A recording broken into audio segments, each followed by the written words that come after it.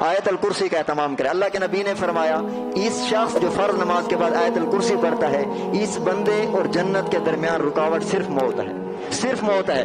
علماء کرام نے اس کے تحت لکھا جو فرض نماز کے بعد آیت الکرسی کے پڑھنے کی پابندی کرے گا اس کا خاتمہ ایمان پہ ہوگا، یہ ایمان کے ساتھ دنیا سے جائے گا۔ اور اسی طرح جو بندہ فرض نماز کے بعد ربنا، یہ تیسرے پارے میں سورۃ آل عمران کے پہلے صفحے پر یہ دعا پڑھی ہے، ربنا لا تزغ قلوبنا بعد اذ ہدیتنا وہب لنا من لدنک رحمۃ انک انت الوہاب، چھوٹی سی دعا ہے۔ جو بندہ ہر فرض نماز کے بعد اس دعا کو پڑھنے کا اہتمام کرے گا اس کا خاتمہ بھی ایمان پہ ہوگا۔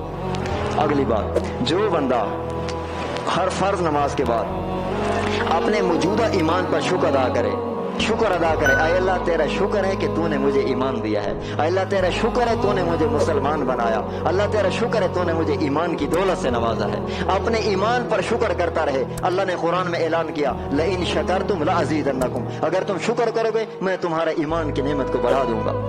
علماء نے لکھا جو اپنے ایمان پر شکر کرتا ہے اس کا خاتمہ ایمان پہ ہوگا۔ اور اسی طرح بعض علماء کرام نے یہ بھی لکھا فجر اور مغرب کے بعد، صبح کی نماز اور مغرب کی نماز کے بعد جہنم سے پناہ مانگنا۔ حدیث پاک میں 7 مرتبہ اللہم اجرنی من النار، اللہم اجرنی من النار، صبح اور مغرب کی نماز فرض کے بعد 7 مرتبہ پڑھنے والا اس کا خاتمہ بھی ایمان پہ ہوگا، یہ ذہن میں رکھیں۔ اسی طرح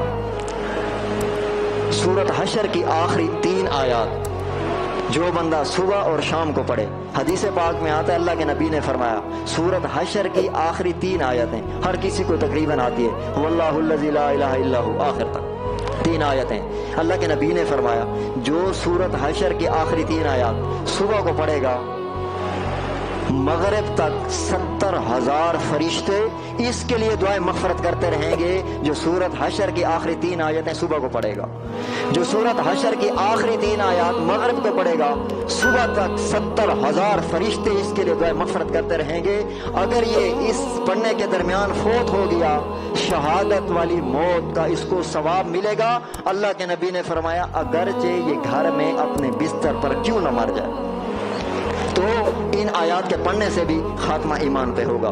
اور اسی طرح نبی کریم صلی اللہ علیہ وسلم نے فرمایا جو بندہ سونے سے پہلے، اللہ کے نبی کا معمول تھا الف لام میم سجدہ 21 پارے کے اندر، اور سورۃ ملک جو سونے سے پہلے پڑھنے کا اہتمام کرے گا اس کا خاتمہ بھی ایمان پہ ہوگا۔ یہ دوسری حدیث میں آتا ہے کہ بری موج سے بچاتا ہے۔ علماء محققین نے لکھا جو سونے سے پہلے سورۃ ملک الف لام میم سجدہ جو 21 پارے میں ہے وہ پڑھنے کا اہتمام کرے گا اس شخص کا خاتمہ بھی ایمان پر ہوگا، یہ بھی ذہن میں رکھیں۔ اور اسی طرح جو بندہ اپنی نگاہوں کی حفاظت کرے گا، اپنی نگاہوں کی حفاظت کرے گا اس شخص کا خاتمہ بھی ایمان پر ہوگا۔ ایک حدیث میں آتا ہے جو اپنی نظروں کو گناہوں سے بچا لیتا ہے اللہ اس کو ایمان کی لذت اور مٹھاس دے دیتا ہے۔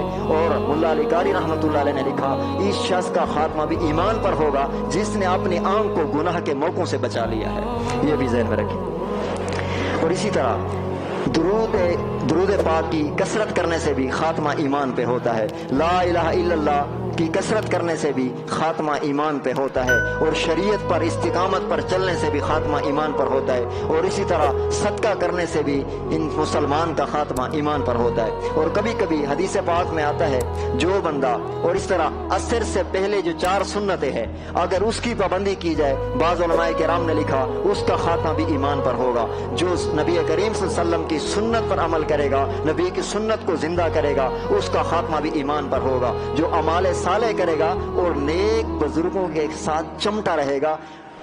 اشرف علی تھانی رحمۃ اللہ علیہ نے لکھا اس دور میں اہل اللہ کی صحبت فرض عین ہے، فرض عین ہے، اہل اللہ کی صحبت میں رہنا اس دور میں فرض عین ہے ورنہ گناہوں سے نہیں بچ پاؤ گے۔ اور حقیقت بات یہی ہے، آپ مسجد میں تو گناہ کا خیال کیوں نہیں آتا، کسی نیک بندے کے ساتھ بیٹھے گناہ کا خیال کیوں نہیں آتا، جب تنہائی میں ہوتے ہیں تو شیطان حملہ کرتا ہے۔ تو اہل اللہ کی صحبت بھی اس دور میں فرض ہے تاکہ انسان گناہوں سے بچ سکے۔ اور اس طرح صدقہ کرنا بھی، اس سے بھی جو ہے اللہ تعالیٰ اس کا خاتمہ ایمان پہ فرماتے ہیں۔ اور کبھی کبھی دنیاوی فائدہ بھی ہوتا ہے، اللہ تعالیٰ ہم سب کا خاتمہ ایمان پہ فرمائے۔